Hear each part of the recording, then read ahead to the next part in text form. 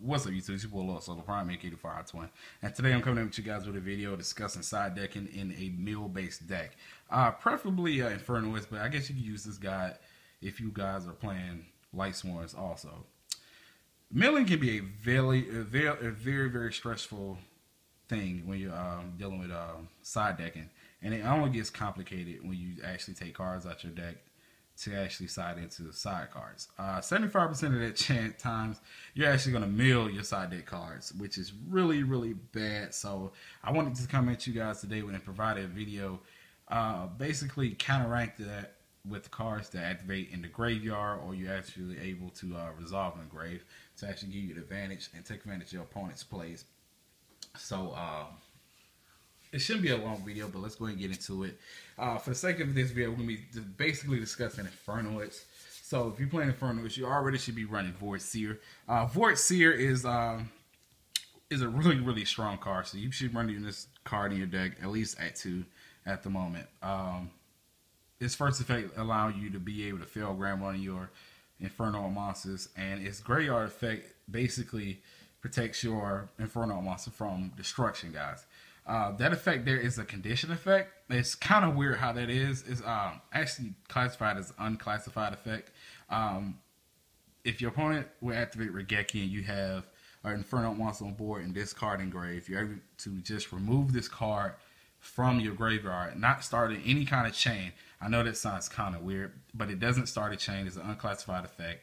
I think Konami needs to go a little bit more in depth of, and actually give that terminology a name, that you're able to just, send this by banishes from the graveyard to protect one of your Infernoids. So this is one of the cards that we main board that takes advantage of that whole milling effect, milling downfall that we have in Infernoids, that, basically can turn the game around if your opponent is hoping for a Regeki play to save them.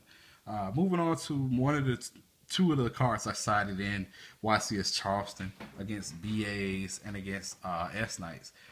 These were two really strong cards. If you guys want to check out actually how strong these were in an actual matchup, I did get a round 1 feature match in YCS Charleston. I have a link to it in the description, or I'll just post the whole article down in the description. Either way, you guys can go check it out to basically see how powerful these cards was. But we're going to talk about Mischief for the Gnomes now. It's a relatively new card. It just came out the new stats of comics. So if you guys are playing Infernoids, I highly recommend you guys side at least 2 of these and 2 of these. But this is just a recommendation. But I do highly recommend you guys side these 2 cards. Mischief for the Gnomes says this turn reduce all levels of all monsters in each player's hand by 1.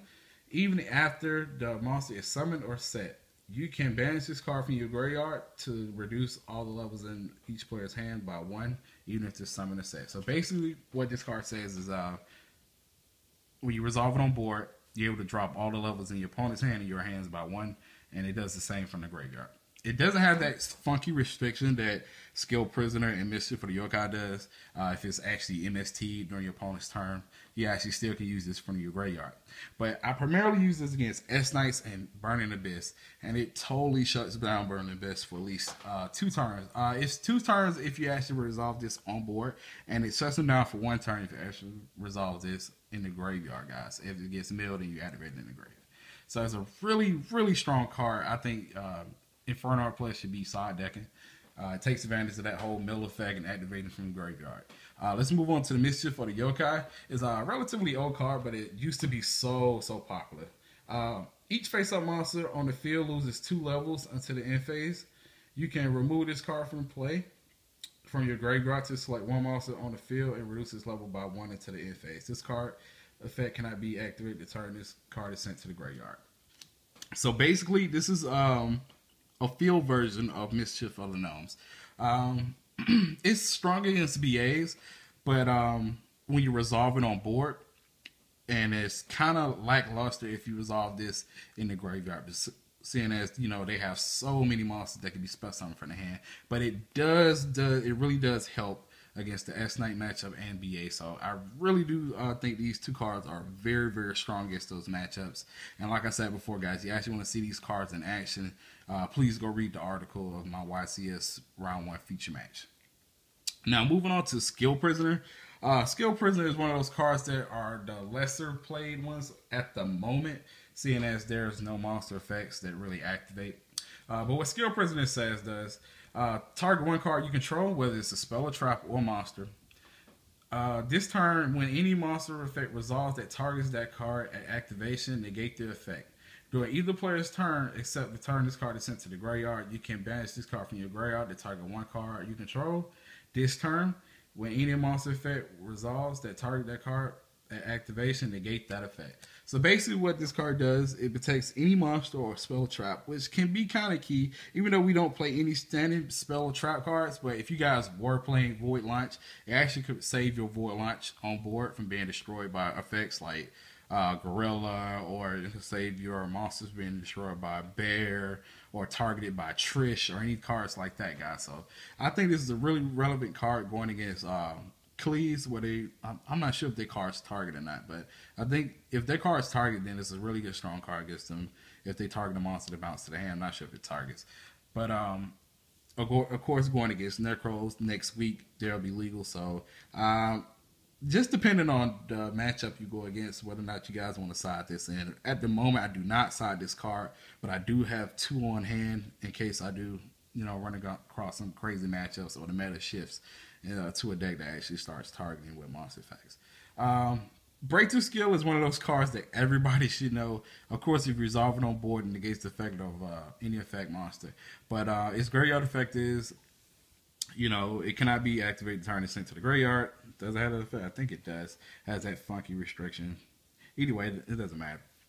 But its secondary effect is you can remove this card from play or banish this card from your graveyard on your turn to negate the effect of an effect monster on board that your opponent has. This primarily was used in its heyday against one-on-one and many other cards like Felgrand and things like that, but you have to actually get the Felgrand activated effect first. But it's a really, really strong card against decks like Heroes, but you actually have to able to get this mill to the graveyard to turn off that Mass Hero Darklaw. So if you're able to turn off Darklaw, and then you're able to, resolve your reasonings and things like that, so your cards don't actually get banished. So I actually do side this against decks that play Darklaw or primarily Heroes or anything like that.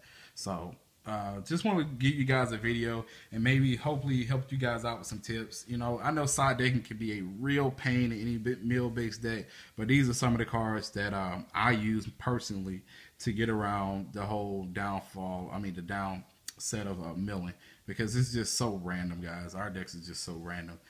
So this has been your boy Lord Solar Prime, aka the Fire 20. If you guys want to know how I did in Charleston, if I get a certain amount of likes, let's just say about 30 likes. I'm not even gonna do nothing crazy. If I get 30 likes, I'll make a video talking about Charleston. It's really, really not that interesting, but I'll talk about it, tell you my matchups and things like that. But like I said, guys, if you actually want to see these 2 cards in action, go read the Konami blog. My round 1 feature match against Burning Abyss, and you guys will be able to see how crucial these cards were in that matchup. So it's been your boy Lord Solar Prime, aka the Fire 20, and I'm out, guys. Peace.